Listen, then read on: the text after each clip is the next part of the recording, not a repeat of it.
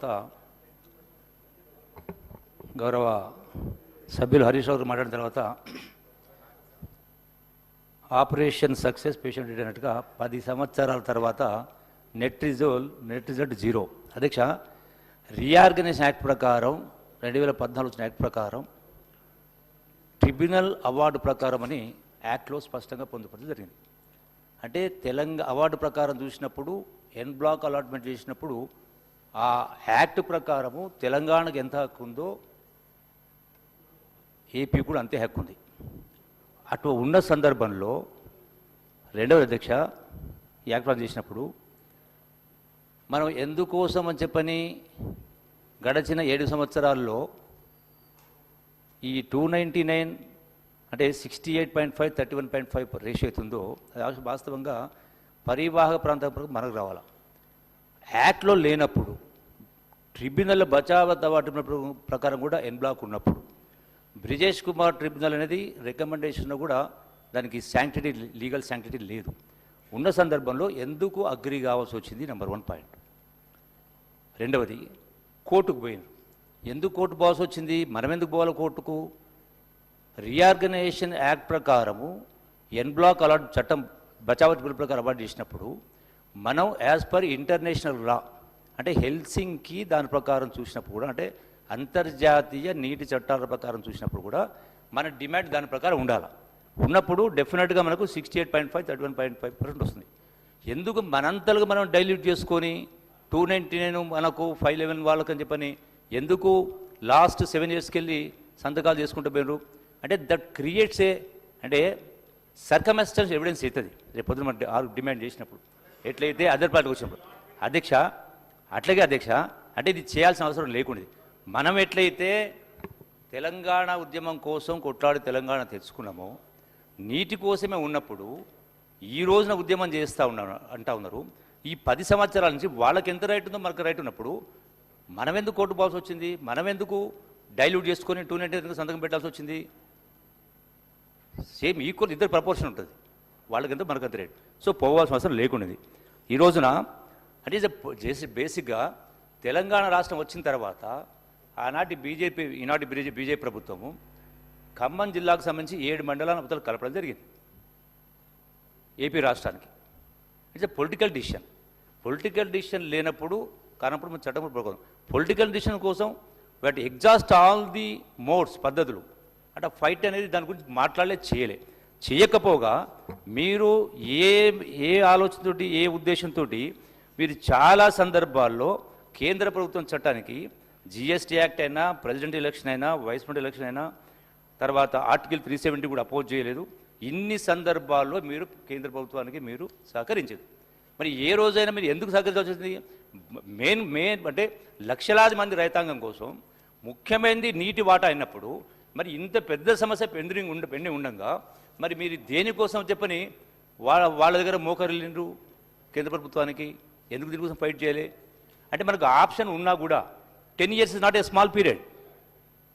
So డెఫినెట్గా ఏం చెయ్యాలనో అది చెయ్యకుండా ఈ రోజున రకరకాల మాట్లాడుతూ ఉన్నారు. మిగతా వ్యక్తి మాట్లాడినో ఈ అధికారులే సంతకాలు చేస్తారన్నారు. కరెక్టే. మళ్ళీ అధికారులే సంతకం చేసినప్పుడు స్మితా సబర్వాల్ గారు ఆ అగ్రిమెంట్ పైన అంటే ఆ యొక్క అపెక్స్ కౌన్సిల్ కావచ్చు గవర్నమెంట్ ఆఫ్ ఇండియా కావచ్చు ఇచ్చిన దానిలో స్పష్టంగా అగ్రి అవుతూ మంత్రి గారు పక్కతో పట్టిస్తారు. ఏంటది అంటే ఆపరేషన్ ప్రోటోకాల్ పెండింగ్ ఉంది అని అది చదవలేదు అన్నారు. ఆపరేషన్ ప్రోటోకాల్ దేనికి? Not with regard to the share of the waters.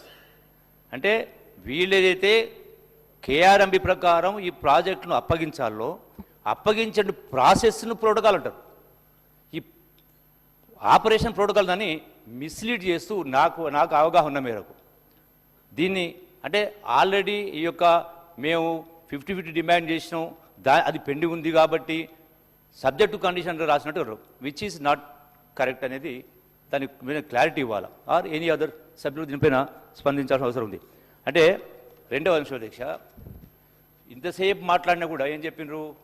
మేము ఢిల్లీకి రాసినాం, అపెక్స్ కౌన్సిల్ మాట్లాడినాం, కేఆర్ఎంబీలో మాట్లాడినాం అంటే మీరు లెటర్ రాస్తా పోతా ఉన్నారు. మరి మీరు ఏమో ఒక వైపున లెటర్ రాస్తా పోతున్నది దానికి మాత్రమే పరిమితం అవుతా ఉన్నారు. మరి ఇదే రాయలసీమకి సంబంధించి కూడా, రాయలసీమ లిఫ్ట్కి సంబంధించి కూడా ఆనాడు ఏపీ ప్రభుత్వంలో 44,000 కాంగ్రెస్ ప్రభుత్వమే ఉన్నారు. సో డెఫినెట్గా అది కంబైన్డ్ స్టేట్, దానికోసం తెలంగాణ తెచ్చుకున్నాం. మరి తెలంగాణ వచ్చిన తర్వాత 44 90 అయింది కదా. ఒకటి. రెండు అధ్యక్ష మరి మీరు లెటర్లకు పరిమితమైతే రాయలసీమ లిఫ్ట్ కూడా ఏ పర్మిషన్ లేవు కదా అన్న. అయినా కూడా ప్రాజెక్ట్ కడతా ఉన్నప్పుడు 10 సంవత్సరాల నుంచి పాలమూరు ప్రాజెక్ట్ ఎందుకు కట్టలేదు? మరి పర్మిషన్ వాళ్ళకు లేదు, మనకు లేదు కదా. వై అంటే దే ఆర్ ఎఫిషియెంట్ ఫర్ ఇన్ఎఫిషియెంటా? Why what for? ఎందుకలా? డెఫినెట్గా వాళ్ళకు కూడా ఏ దానికి పర్మిషన్ లేవు కదా. మీరు కూడా పాలమూరు సంబంధించి మీరు కేంద్ర ప్రభుత్వానికి ఇన్ని చట్టాలకు మద్దతు ఇచ్చి ఎన్విరాన్మెంటల్ క్లియరెన్స్ తెచ్చుకోవడానికి 10 సంవత్సరాల ఎందుకు ఎప్పుడు వచ్చింది? ఎందుకు పూర్తి కాలే? ఒకవైపున కాళేశ్వరము 1,00,000 కోట్ల ఖర్చు పెట్టేమో మీరు 3-4 సంవత్సరాలు పూర్తి చేసిండ్రు.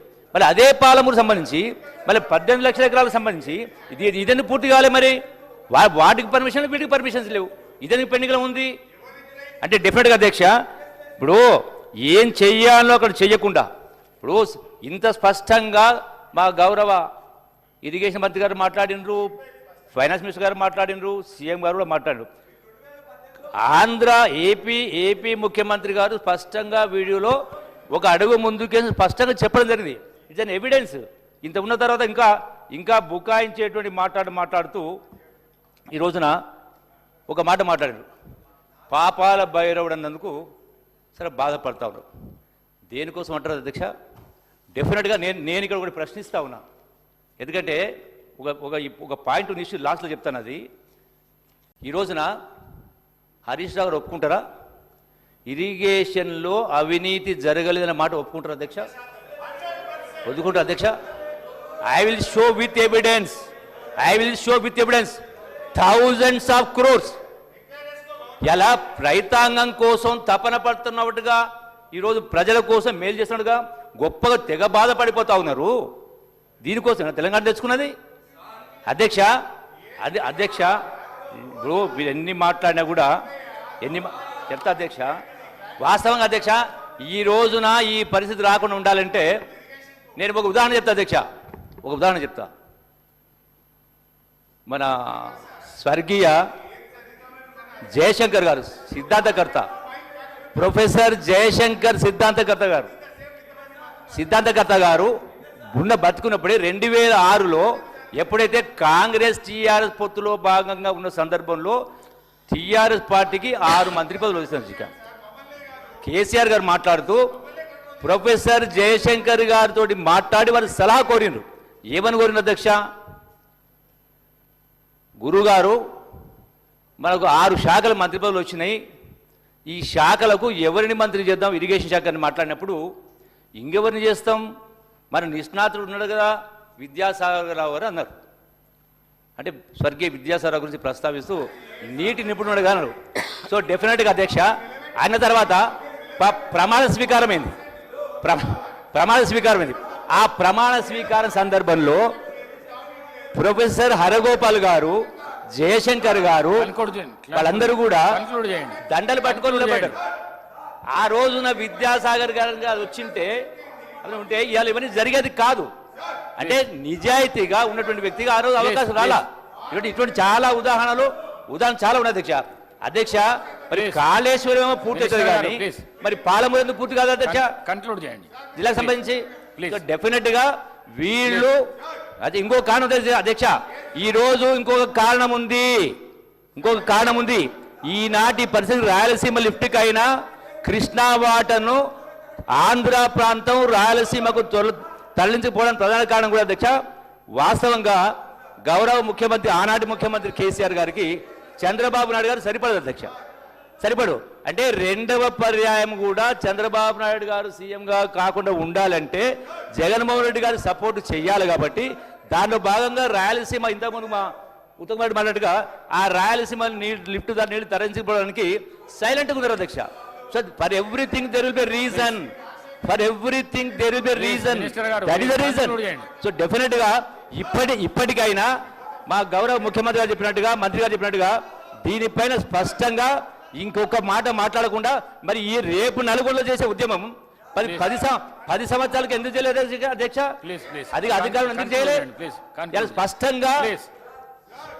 స్పష్టంగా ఈ రోజున ఒకటే అంశం అధ్యక్ష, పక్కదారి పట్టించాలి ఒకటి. స్మితా సబర్వాల్ గారు ఉన్నప్పుడే ఆనాటి కేటీఆర్ ప్రభుత్వం కేసీఆర్ గారే స్పష్టంగా ఈ ప్రాజెక్టును అప్పగించడానికి నిర్ణయం తీసుకొని తీర్మానం చేసిండ్రు. దానికి అనుగుణంగా ముందుకు పోవడం జరిగింది. అందుకే ఇప్పటికైనా మరొక మాట మాట్లాడకుండా ప్రజలను తప్పుదోవ పట్టించడం కోసం రాబోయేటువంటి పార్లమెంట్ ఎన్నికల్లో 4 సీట్లు ఓట్లు తెచ్చుకోవడం కోసమే ఈ హంగామా తప్ప ఈ తపన వ్యవహారం గడిచిన 10 సంవత్సరాలు ఉంటే రాష్ట్రం ఎక్కడో ఉండేది అధ్యక్ష.